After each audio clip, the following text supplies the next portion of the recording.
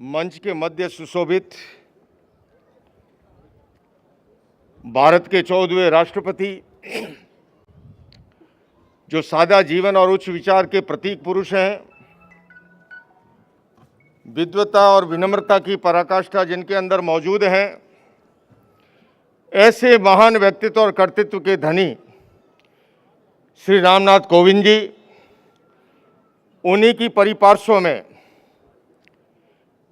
जिनकी अनुकंपा से अहिंसा विश्व भारती संस्था को भूखंड, जिसे मैं अगर कॉमर्शियल भाषा में कहूं तो मात्र 4% पैसों में मिला है, और उसके मुखिया मुख्यमंत्री नायब सिंह सैनी जी, हमारे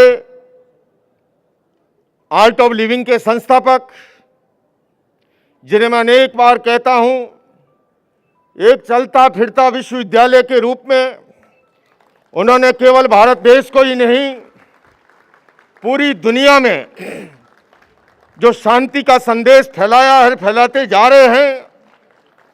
उन्होंने जिस तरह से शिक्षा, चिकित्सा, आजीविका और किसानों के कल्याण के लिए जो कार्य किया है, मेरे पास शब्द नहीं है पूज्य गुरुदेव श्री आपका अभिनंदन करने के लिए। और उनका मेरे ऊपर इतना स्नेह रहता है कि जिसे मैं शब्दों में व्यक्त नहीं कर सकता। और मैं बदनाम हूँ इस बात के लिए आर्ट ऑफ लिविंग के अंदर भी कि कोई बात अगर गुरुदेव नहीं मान रहे हो तो लोकेश जी को कह दो, वो बात हो जाएगी।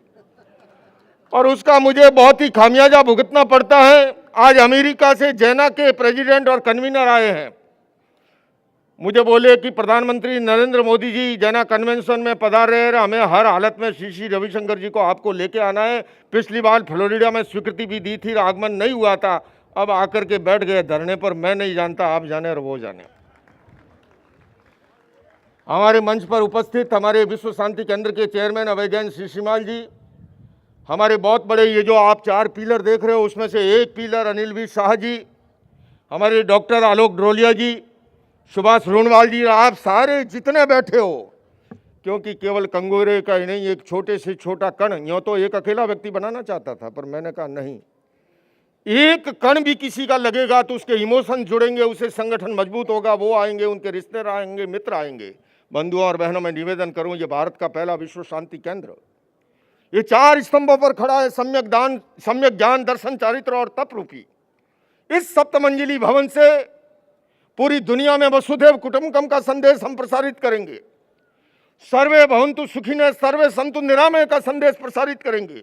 और मैं कहूं कि ये भवन जो है, पूरी दुनिया में कहीं पर भी कॉन्फ्लिक्ट खड़ा होगा, उसके सॉल्यूशन के और समाधान के लिए समर्पित रहेगा। हम देख रहे हैं कि दुनिया के अनेक हिस्सों में आज भी वर्षों से युद्ध चल रहे हैं, मासूम बच्चे मारे जा रहे हैं, महिलाएं विधवा हो रही है, पूरे विश्व की इकोनॉमी प्रभावित हो रही है। और आखिर भी क्या होगा? युद्ध के बाद आखिरी दिन टेबल पर आएंगे बातचीत के लिए, तो भला महावीर ने जो अनेकांत दर्शन की बात कही है, पहले ही हम बातचीत की टेबल पर उनको क्यों न लेकर के आ जाएं।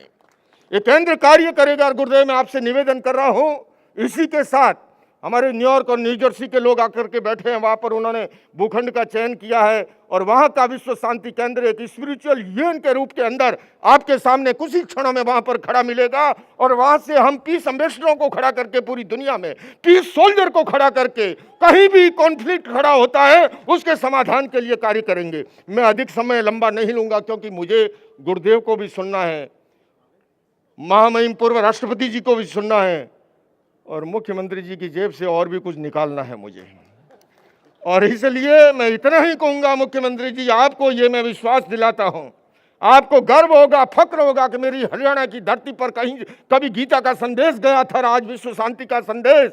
मैं इतना ही कह सकता हूँ, इंसान को बेहतर इंसान बनाने के लिए हमने एक कारखाना लगाया, एक फैक्ट्री लगाई है। यहाँ पर हमारे बच्चों के संस्कार निर्माण के लिए, युवाओं के व्यक्तित्व विकास के लिए, महिलाओं के सशक्तिकरण के लिए, पीस एजुकेशन के कार्यक्रम को लेकर मैं यूनाइटेड नेशंस में भी अनेक बार उपस्थित हुआ हूँ, क्योंकि मेरा मानना है कि व्यक्ति केवल बदलाव से नहीं, केवल उपदेश से नहीं बदलता है। और इसीलिए गुरुदेव जो है मेडिटेशन और सुदर्शन क्रिया के कार्यक्रम चलाते हैं कि उन्हें पता है कि व्यक्ति जो है प्रयोग से बदलता है। यहाँ प्रयोग आधारित पीस एजुकेशन के कार्यक्रम चलेंगे, peace education for children, for youth, for women, for doctor, for engineer, for farmer, सभी के लिए। और उसके साथ साथ अहिंसा की ट्रेनिंग का कार्यक्रम चलेंगे। हम सभी बातें करते हैं, अहिंसा के फल चाहते हैं, शांति के फल चाहते हैं, किंतु हमारी दुनिया का ये विरोधाभास है कि दुनिया की तमाम सरकारें प्रतिवर्ष अपने बजट के अंदर लाखों करोड़ों डॉलर नए शस्त्रों के निर्माण पर खर्च करती है, अनुसंधान पर खर्च करती है।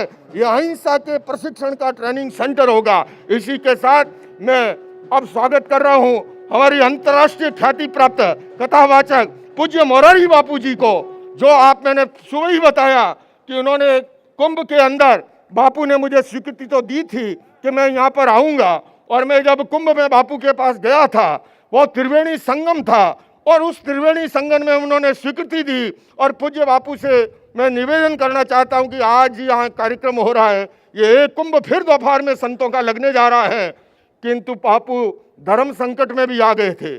धर्म संकट में इसलिए आ गए कि जब डायरी देखी तो एक कार्यक्रम पहले से लगा हुआ था, और बापू कमिटमेंट के इतने पक्के हैं कि चाहे कोई कुछ भी हो जाए, दुनिया इधर से उधर, बोले मुझे कितना भी श्रम करना पड़े। मेरे ख्याल से सुबह 6 बजे से पहले उठ करके एक कार्यक्रम में गए, घंटों घंटों रोड पर यात्रा की, और आज हमारे बीच उपस्थित हुए हैं, और जिन्होंने कोटि कोटि लोगों के भीतर राम कथा के माध्यम से भगवान मर्यादा पुरुषोत्तम श्री राम का, भारतीय संस्कृति का जो संदेश दिया है, और इसी वर्ष उन्होंने यूनाइटेड नेशन से जो परचम फहराया राम कथा के माध्यम से, पूज्य बापू मैं आपका बहुत बहुत स्वागत करता हूं, अभिनंदन करता हूं, और मैं आपको अधिक से अधिक सुनूं, आपको पूज्य श्री को, पूर्व राष्ट्रपति जी को और मुख्यमंत्री जी को। इसलिए मैं अपनी बात को यहीं पर विराम देता हूं। ओम अरहम।